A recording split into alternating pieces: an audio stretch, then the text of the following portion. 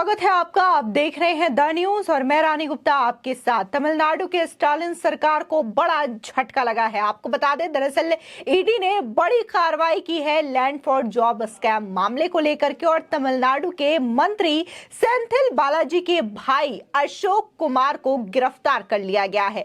आपको बता दें कि इस वक्त की यह बड़ी खबर है, क्योंकि इससे पहले ईडी जो है लगातार लैंड फॉर जॉब स्कैम मामले को लेकर के छानबीन कर रही है, जहां 14 जून को सेंथिल बालाजी की पहली गिरफ्तारी ईडी की टीम के द्वारा की गई। उसके बाद से ही जो सेंथिल बालाजी के सगे संबंधी, उनके आसपास के लोग, इन तमाम लोगों को लेकर के लगातार ईडी की टीम जांच कर रही है। इसी चीज को लेकर के ईडी की टीम ने सेंथिल बालाजी के भाई की प्रॉपर्टी को भी जब्त किया था, और इसी के साथ ही अब उसके भाई की भी गिरफ्तारी कर ली गई है। आपको बता दें कि जब 14 जून को उनकी गिरफ्तारी की गई थी ईडी की टीम के द्वारा, तब सेंथिल बालाजी रोते हुए भी नजर आए थे। इसको लेकर के अरविंद केजरीवाल हो या फिर मल्लिकार्जुन खड़गे या फिर टीएमसी के सौगात रॉय हो, इन तमाम लोगों ने केंद्र सरकार पर हमला बोला था, और उन्होंने ये कहा था कि ईडी और जांच एजेंसियों का दुरुपयोग केंद्र सरकार कर रही है अपने विपक्षी नेताओं के खिलाफ, क्योंकि विपक्षी नेताओं के खिलाफ जानबूझ करके झूठे आरोप लगाए जाते हैं और उसके बाद ईडी और सीबीआई के द्वारा उन्हें प्रताड़ित किया जाता है। लेकिन अब जिस तरीके से ईडी जो है एक के बाद एक एक्शन ले रही है, इससे ये जाहिर होता है कि वाकई में जांच एजेंसियां जो है बेमतलब में किसी को ना तो परेशान कर रही है और ना ही वो केंद्र सरकार की कठपुतली बनी हुई है, जिसकी वजह से वो इस तरीके की कार्रवाई करेगी। जहां पर घोटाले हो रहे हैं, जहां पर भ्रष्टाचार हो रहे हैं और जहां पर इस तरीके के चीजें देखने को मिल रही है करप्शन से जुड़े हुए, उन्हीं मामलों को लेकर के ईडी और सीबीआई जांच एजेंसियां ये कार्रवाई करती है, अब भले ही वो विपक्षी नेता ही क्यों ना हो। आपको बता दें कि अभी हाल ही में ईडी ने तमिलनाडु के गिरफ्तार मंत्री सेंथिल बालाजी के भाई अशोक कुमार की संपत्ति को भी जब्त कर लिया था। अधिकारियों ने गुरुवार को यह जानकारी भी दी थी। ईडी के अधिकारियों ने करूर सलेम रोड पर अंडा कोयल पूर्व में अशोक कुमार की संपत्ति की तलाशी ली। आरोप था कि अशोक कुमार 2.49 एकड़ जमीन पर सेंथिल बालाजी के फंड से एक विशाल हवेली का निर्माण कर रहे हैं। संपत्ति अशोक कुमार की पत्नी निर्मला के नाम पर रजिस्टर्ड थी और मेला कारूर सब रजिस्ट्रार कार्यालय में रजिस्टर्ड थी, जिसके बाद ईडी ने इसकी पड़ताल की और इसकी संपत्ति को जब्त कर लिया।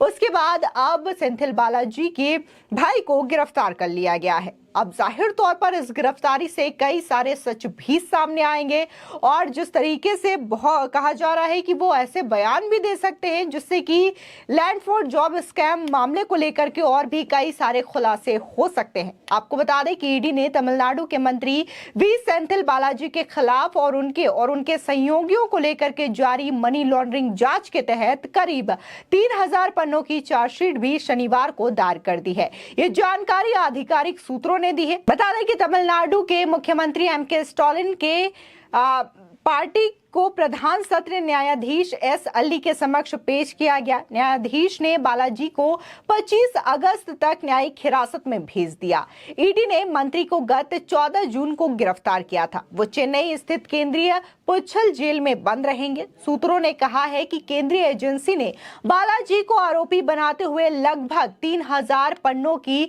अभियोजन शिकायत दायर की है, जिसमें 2000 से अधिक पृष्ठों के संकलन और 168 से 170 पृष्ठों के मुख्य दस्तावेज शामिल हैं। समझा जाता है कि ईडी ने जब्त किए गए विभिन्न दस्तावेजों, बरामद की गई कथित नकदी रसीदों और पिछले कुछ दिनों में उनके द्वारा आरोप पत्र में दर्ज किए गए बालाजी के बयान को रिकॉर्ड में लाया गया है। सूत्रों के मुताबिक अदालत ने मनी लॉन्ड्रिंग एक्ट के तहत विभिन्न धाराओं में केस भी दर्ज किया है और उसी में ये चार्जशीट को फाइल की गई है। बता दें कि जस्टिस अली ने गत 7 अगस्त को ईडी के मामले में संबंध में पूछताछ के लिए सेंथिल बालाजी को 5 दिन के लिए हिरासत में लेने की अनुमति दी थी। शनिवार को हिरासत की अवधि समाप्त होने के बाद ईडी ने उन्हें जज के सामने पेश किया था। न्यायाधीश ने बालाजी से यह पूछा कि ईडी ने हिरासत के दौरान उनके साथ कैसा व्यवहार किया और क्या एजेंसी के खिलाफ कोई शिकायत है। सूत्रों ने बताया कि बालाजी ने यह जवाब दिया कि ईडी ने उनके साथ अच्छा व्यवहार किया है और उन्हें कोई शिकायत नहीं है। आपको बता दें कि ईडी के बाद में एक पूरक आरोप पत्र दायर किए जाने की उम्मीद है, क्योंकि बालाजी के परिवार के सदस्यों सहित कई अन्य लोगों ने अब तक उनके सामने बयान नहीं दिया है। एजेंसी ने हाल ही में एक बयान में कहा था कि बालाजी के भाई आरवी अशोक बालाजी, उनकी पत्नी निर्मला और सास पी लक्ष्मी को जांच में शामिल होने और अपने बयान दर्ज कराने के लिए कई समन भेजे गए थे, लेकिन वे अभी तक व्यक्तिगत रूप से पेश नहीं हुए, जो जांच में सहयोग की कमी को दिखाता है। बता दें कि इस मामले में कुछ दिन पहले ही करूर स्थित निर्मला की 2.49 एकड़ जमीन ईडी ने जब्त की थी, जिसकी कीमत 30 करोड़ रुपए से अधिक है। तमिलनाडु में मुख्यमंत्री एमके स्टालिन की सरकार में बालाजी बिना प्रभार के मंत्री बने हुए हैं। तमिलनाडु की ऑल इंडिया अन्ना द्रविड़ मुन्नेम कशगम सरकार में परिवहन मंत्री रहते हुए कथित नौकरी के बदले नकदी घोटाले के सिलसिले में बालाजी को 14 जून को ईडी के द्वारा गिरफ्तार किया गया था। बालाजी उस दिन से 7 अगस्त तक न्यायिक हिरासत में थे। आपको बता दें कि सुप्रीम कोर्ट के एक आदेश के बाद ईडी ने 7 अगस्त को एक याचिका दायर की थी, जिसमें मामले के संबंध में पूछताछ के लिए सेंथिल बालाजी की 5 दिनों की हिरासत का अनुरोध किया गया था और अदालत ने इसकी इजाजत दे दी थी।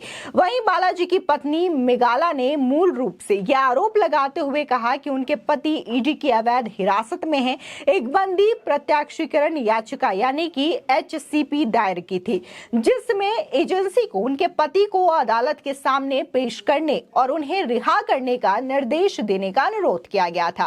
वहीं 4 जुलाई 2023 को एक खंडपीठ ने खंडित फैसला सुनाया, जिसमें एक न्यायाधीश न्यायमूर्ति निशा बानी ने उनकी याचिका को स्वीकार कर लिया, जबकि जस्टिस भरत चक्रवर्ती ने कहा कि ईडी के पास आरोपी को हिरासत में लेने की शक्ति है, इसलिए मामले को तीसरे न्यायाधीश के पास भेजा गया। वहीं तीसरे न्यायाधीश के रूप में नामित न्यायमूर्ति सीवी कार्तिकेयन ने 14 जुलाई को सेंथिल बालाजी की गिरफ्तारी और उनके बाद उन्हें न्यायिक हिरासत में भेजने को बरकरार रखा था। हालांकि उन्हें उस तारीख को तय करने के लिए मामले को उसी खंडपीठ के पास भेज दिया जिस तारीख से ईडी आरोपी की हिरासत ले सकती है। उन्होंने ये इंगित किया है कि मामला सुप्रीम कोर्ट के समक्ष लंबित है। उसी खंडपीठ ने 25 जुलाई को एचसीपी पर सुनवाई बंद कर दी थी। अब ऐसे में सवाल उठता है कि आखिर सुप्रीम कोर्ट ने क्या कहा था। आपको बता दें, दरअसल सुप्रीम कोर्ट ने बालाजी और उनकी पत्नी की दायर उन याचिकाओं को खारिज कर दिया था, जिसमें उनकी गिरफ्तारी को बरकरार रखने वाले मद्रास हाई कोर्ट के आदेश को चुनौती दी गई थी। बता दें कि शीर्ष अदालत ने कहा कि एक न्यायिक अधिकारी के पारित हिरासत आदेश को एक बंदी प्रत्यक्षीकरण याचिका के आड़ में चुनौती नहीं दी जा सकती है।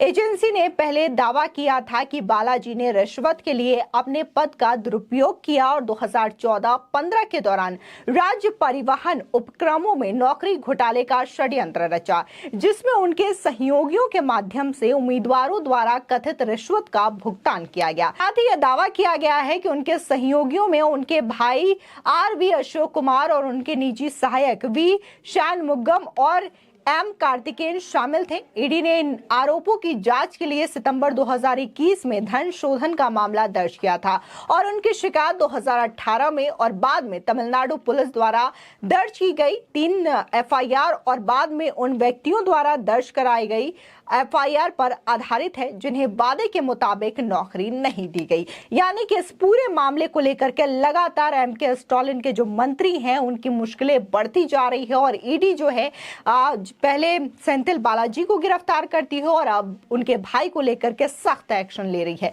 फिलहाल इस खबर को लेकर के आपकी क्या राय है, हमारे कमेंट सेक्शन में जरूर बताएं।